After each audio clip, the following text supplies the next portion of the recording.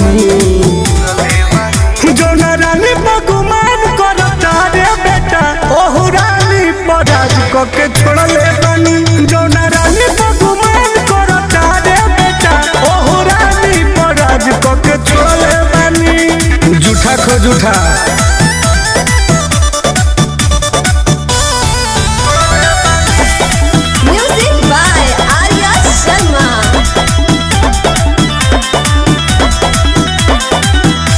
जवना से करता रे